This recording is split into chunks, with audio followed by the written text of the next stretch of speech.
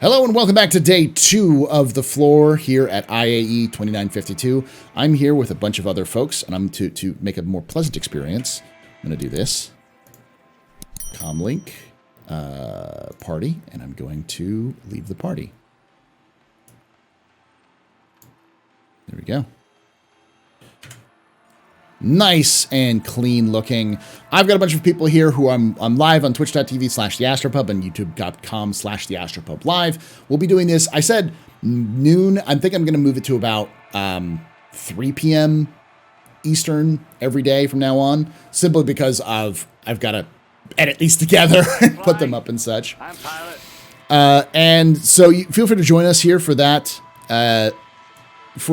sessions. Where we're doing them live, but I'll also be, as I said, recording these separately and putting them up on YouTube. So if you weren't here, you can kind of catch the drift as well.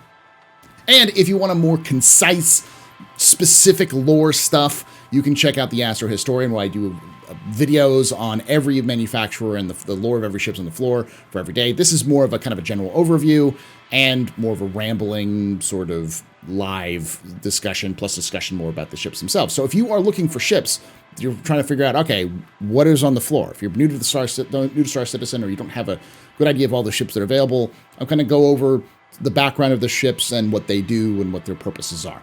So with that being said, let's get started with the background behind Origin. So Origin Jumpworks was founded in somewhere around 2750 at the end of the Meser era.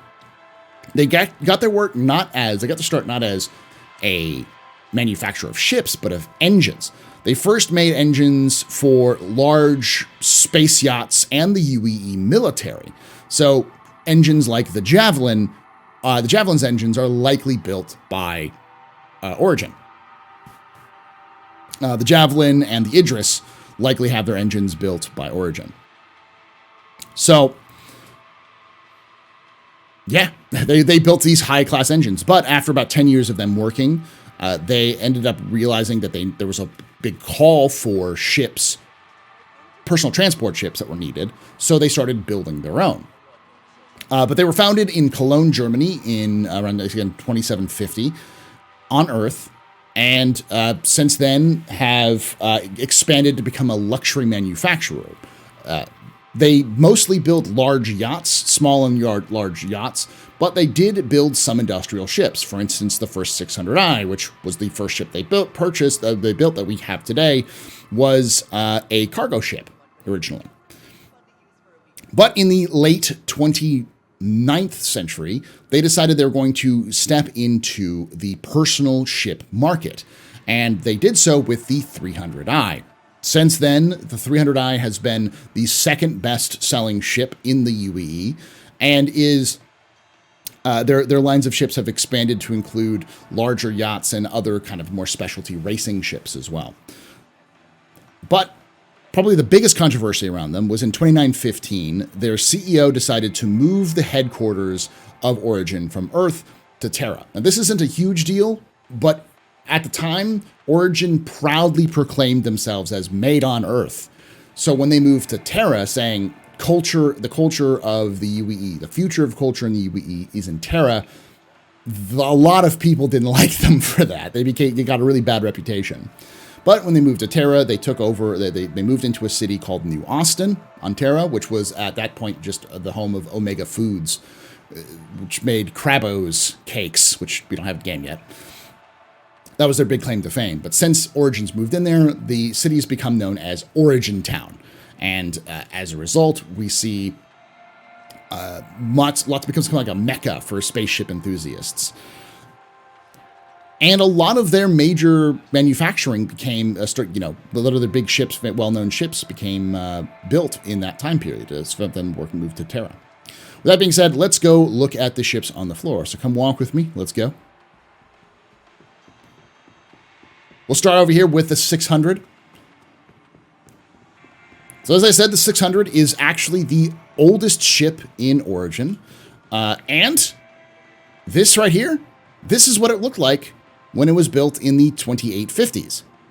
The 600 was a cargo ship, and it looks exactly the same as it was before. The change happened in the 30th century when they took the venerable design of the 600, updated the exterior just a little bit, but completely stripped out the interior and replaced it with the interior that we have now. That happened in 2940 to kind of turn it into a small yacht, kind of to bring back their yachts that they used to build in the 28th century. Yeah, 28th century to modern day. So the 600 has, it is a soloable ship. You can fly it with one person, but it has up to a crew of 3. It has plenty of space for crew, and it has a lot of firepower and protection for its size. 3 size 5 guns, I think 3 size 3 shields. It's got some pretty hefty defenses and some pretty beefy attacks. Plus, it's got a cargo bay. It's got an exploration. The exploration variant is very utilitarian, and it's going to undergo a rework here in the game in the next couple of years, probably the next year or two. So it'll get a brand new look to it. So if you get the 600 today, it'll look like that. From that ship, let's go to the 890. This is another ship that was built fairly recently. Well, actually, no, old, I should say, very old.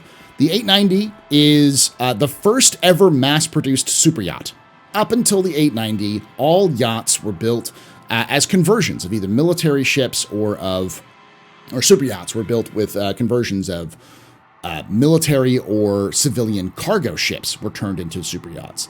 They didn't really build big ships. They did have space yachts, but they were usually small, about the same size as the 600. But they decided that they were going to build in like 2871, they said, we're going to build a flagship for Origin's fleet, and we're going to call it the 890 Jump. Problem was that the 890 wasn't built or even designed yet. So they spent the time they hired an industrial designer, not a normal person to choose to develop these ships, especially a luxury ship, who wanted the ship to look like it was as much a home on the water as it was in space, which gives it this unique kind of tiered, pointed design, which much more like a naval ship than a spaceship. But it was also kind of controversial because this design was completely different from any other designs from the standard designs of yachts at the time. So it wouldn't fit any dry docks or anything else like that. So that extended the development time because they had to build in ways for it to dock normally with other traditional docking locations and so on and so forth. And as a result, because it had been announced well before it was actually ready, the press and its competitors just destroyed it. They called it the 890 Mirage. I think they said did it 890 Jump out of existence, those sorts of things, because they thought it was a scam, effectively, or it was quietly canceled and they didn't heard anything about it. So, but in the late 29th century, they decided to pull out, they decided to show off the ship in a big flashy expose around Earth. They invited the press, and it was a huge splash. It made a huge deal, and everyone did a 180-degree turn and said, you know what? Hey, no, is this the future of space exploration? So it's a big yacht. It's used for pleasure cruises, pretty much. This is not really much utility out of the rich and famous, but because it is mass-produced, you can get a lot of these rather than having to custom build them yourselves, which has made them very popular. From this, let's head on over to the smallest of the ships and one of the more ships.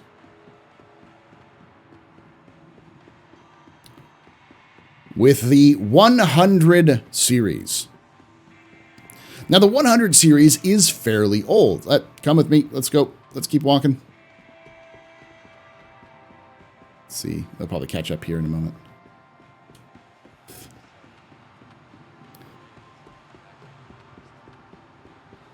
So I'm gonna sit here and you're desync. Yeah, I'll see. Y'all will pop into existence here in a moment. So the 100 series here. Yeah, I see y'all coming in. The 100 series is one of the older vessels originally. The 100 series was an experiment when the Origin Jumpworks teams decided that they needed to expand into personal spaceship markets beyond just the luxury market. they first came up with the 100, the first line of their personal transports. But it failed terribly. It was a major flop, but they learned a lot from the development of the 100 to develop the 200 and the 300, which was the X3 program. So the 100 started off as the X1 program, which now is confusing because there's the X1 Racer. So, you know, Origin, and even in lore, Origin's naming conventions confuses everybody. So the 100 was shelved, but after the 300, the 200 and 300 did very well. The 100 was brought back after the development of the air system. I think it's over here. I think it says it on the side right here. Yep. The Air Adaptive Intake Refinery. So the thing that makes the 100 unique was that they built the air system and they decided to prototype it on a new ship. So they brought back the 100 with what they had learned from the 200 and 300 series and adapted this air system. This allows for the 100 to refuel while flying. It's able to scoop up particles in space and in atmospheres and help refuel. I believe it's hydrogen fuel. I don't think it refuels quantum, but just the hydrogen. So it allows it to have an extended range just because it has a passive refueler. It's not 100% perfect, but it's the best refueler on the market. And with the 100 being the test bed for this new system, it is become a very popular ship for new starters. This is a starter ship, kind of a beginner ship. Though it isn't quite as good as the 300, this air system does make it kind of unique amongst other ships. Now, with that, let's go to the other variants, because they did make some variants of this ship, including I believe this is the 135C, the 135C, which is a cargo variant, which has a cargo bay in the back, an extended cargo bay in the back, and a cargo bay in the center. And then over here is the 125A, which has up guns, better scanners and weaponry, and so on and so forth. All of them have cargo bays, but these specifically ones are designed to be unique in their own designs. All right. With that, let's head on over to check out more of Origin's line. Maybe this is the only hall. All right. Now we're going to talk about the darling of the Origin Jumpworks line, the 300 series. Now, I can't emphasize enough that the 300 series is a major departure from previous Origin ships, and it has become the standard by which a lot of modern Origin ships are built off of. So the 300 series has its history back to the X3 program. The X3 program was the program that was developed after the failure of the 100, specifically to really learn what they failed at learning with the 100. What went wrong and how can they improve upon it? So in the late 29th century, in the 2890s, the X3 program was completed, and they took the prototype X3 that they had built and came to a Terra Air and Space show and really showed it off for the first time. And it did amazing because not only was the ship had great performance, it had performance of a racing ship, but it also had the fuel capacity and the kind of compactness with like a bed and all these other things inside, or space for a bed, that did really well. But it was basically a bare bones. It was a chassis with some placeholder parts because they what they wanted to do. But it did really well at the air show. So they greenlit the project to create two variants of the 300. What was called the 200, which was an observation ship, and the 300, which is this personal transport ship. We still don't know about the 200. The 200 may show up at some day. But the 300's design was by a guy by the name of, I can't remember his name off the top of my head.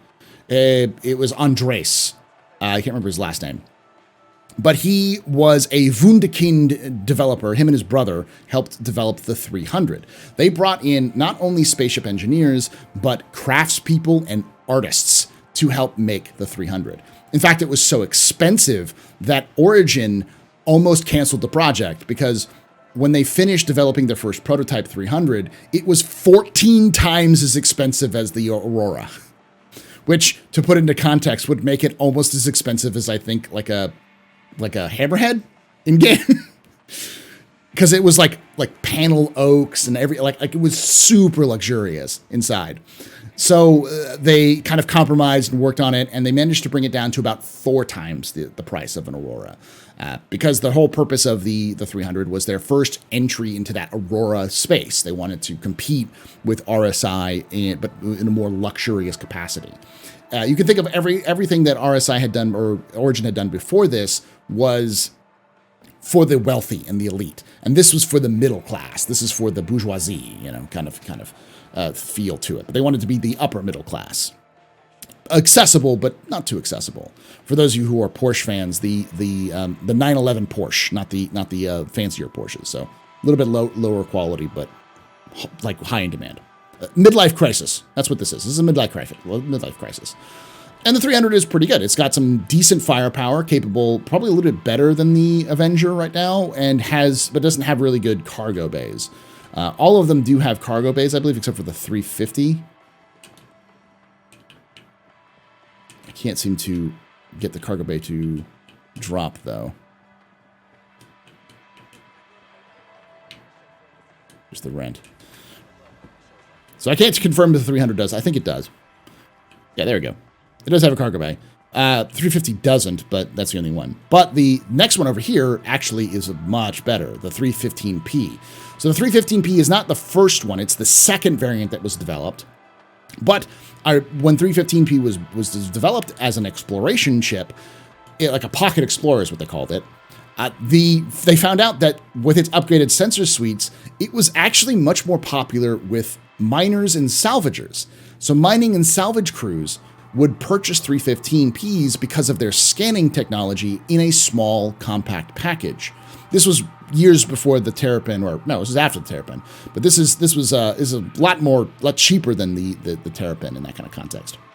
So we have the 315P, which was developed in, I think, 2915, which means it was the first variant that was developed under the new Origin in New Austin. And let's come over here and I'll show you the first variant, which is the 350R.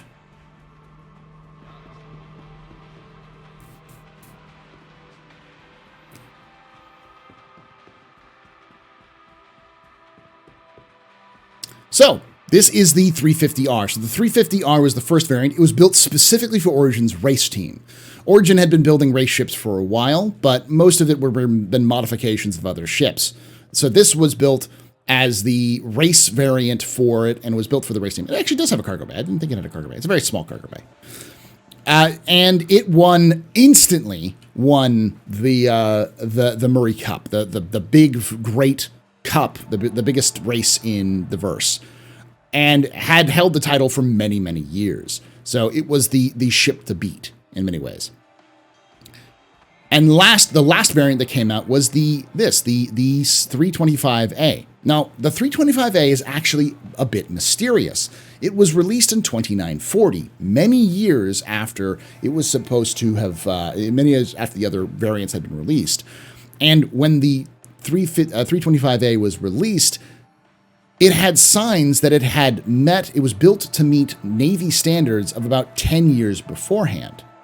So many believe that the 325A was commissioned by the UAE Navy, but something went wrong and they dropped the contract. So they decided to release it as a civilian ship. But there is no records of when or how the 325A came about. It's just showed up on the market. They just announced that they had it and they released it.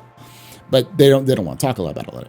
And it has a bespoke Willis Ops scanner on board, which makes it has really good range for it.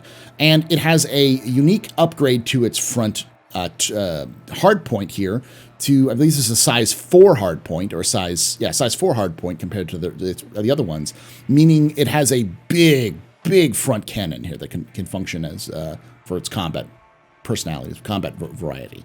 This is one of the best combat ships in the verse, especially considering its fuel capacity, which is much better than most other ships of its style. And it's pretty luxurious. With that all, let's go over to the newest ship, the 400. Now, unlike all of the ships we've talked about so far, which were luxury ships, this is not a luxury ship. It was not designed to be a luxury ship. However, it was designed to be an exploration ship. Since the Carrack was released in the early 29th century, the public was going crazy for exploration ships. So it makes sense that the Origin would try to throw their hat in the ring. They'd try to do that with the 600 variants, but the 400 is a dedicated touring ship, exploration touring ship. It's designed as kind of like a mobile camper van. It's like a glamping ship. It has this bespoke bay here, which is for the X1, which we'll talk about in a moment, but it has a crew of only 3, and most of the guns are located for defensive purposes. So it's a nice ship with the traditional Origin fuel capacity. That if you want to go out on exploring the verse and just kind of experiencing it, this is a great ship for that. All right, with the 400 done, let's go talk about the ships, the ground vehicles that are yet to be released. And the small, I don't know how to put this. I don't know the name of it, but the program that was designed specifically to win the Murray Cup and beat the 350R. So, come with me. All right, so they don't have a name for the project, but I'm going to call it the Murray Cup project. So in 2917, in the 2910s, Origin was reorganizing itself, having moved to Terra, and what they found out that an entire factory floor on Terra was completely empty. They managed to optimize their manufacturing to move all of the variant line, the 315 variant line onto the same factory floor that the 300s were being made on. So they had an entire factory available and decided that they were going to improve upon the 350R design, because the 350R had started to lose some races against the MISC racing team and the Xi'an racing teams that have been participating since then. So this program was developed with 2 different teams in mind. This is the Y Series Interceptor, was the original name of the M50, and it was competing against the pull up my notes real quickly for that one. I think it's XYX or something like that.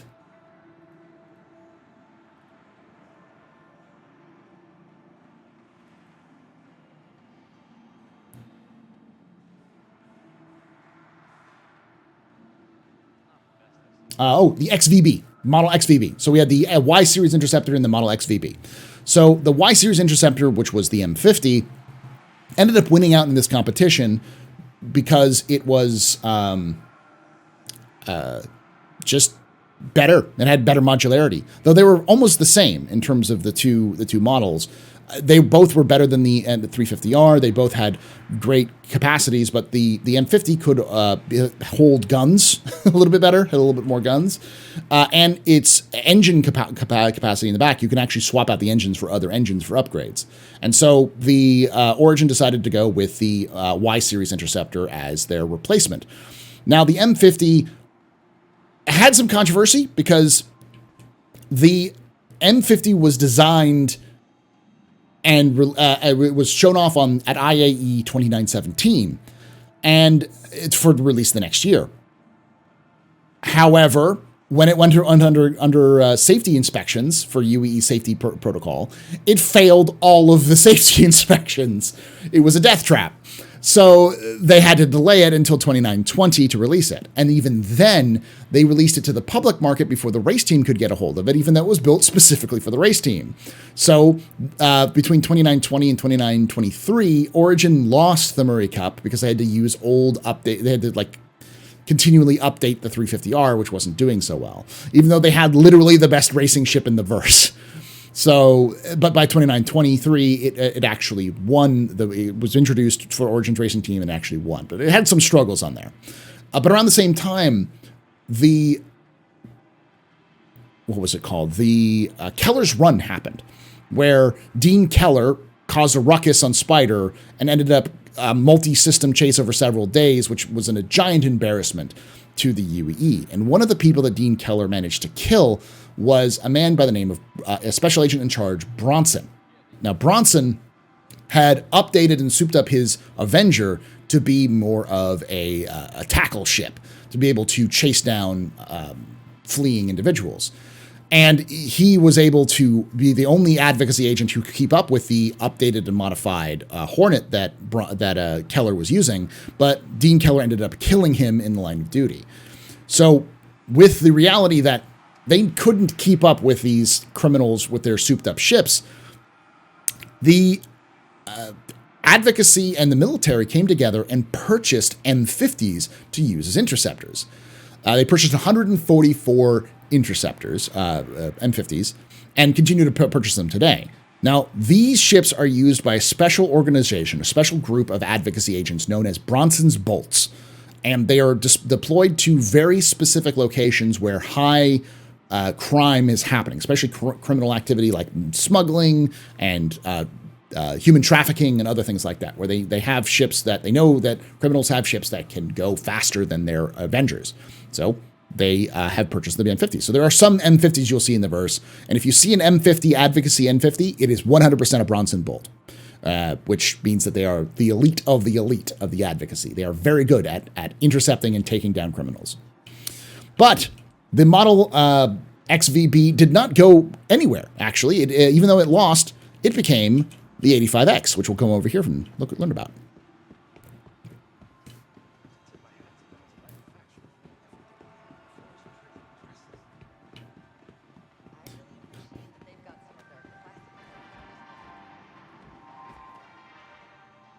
I don't know what this guy's doing.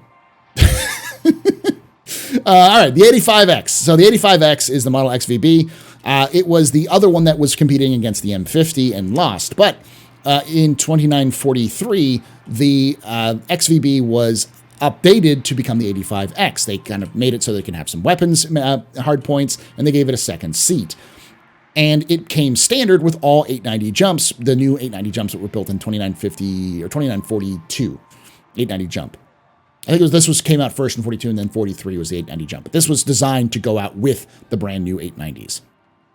So that is what you have on all 890s today. And so effectively, the 85X is a race class ship, which is very, very fast. It's faster than and more maneuverable theory than any other ship other than the M50, similar to the M50, but in a two-person, design. So, with all those ships, let's look at what is come further, which is all the ground vehicles from Origin. Come with me.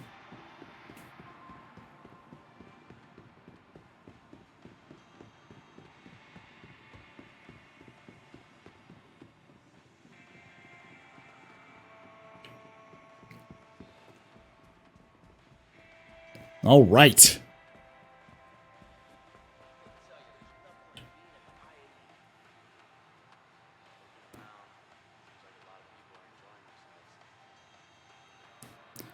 This is the X1. So the X1 is was designed by the same designer who designed the M50, Alberto Vara. Alberto Vara designed the X1 after he designed the M50. We don't know a lot about the X1, though we do know it is a open-top race canopy snub ship, an open canopy snub ship, similar to the Nox and the Hoverquad and the Dragonfly. It's designed as a racing ship, specifically, and the 400 is designed with this in mind. So the 400s has a bespoke garage just for the X1. But it is still in development. We still have not seen it out in the game yet. But it is just a nice little speeder that can work in space and on ground. All right, let's move over here to the other ground vehicle.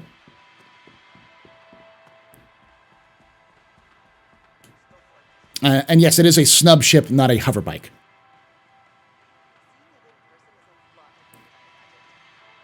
This is the G12. Now, the G12 is a closed canopy explorer rover.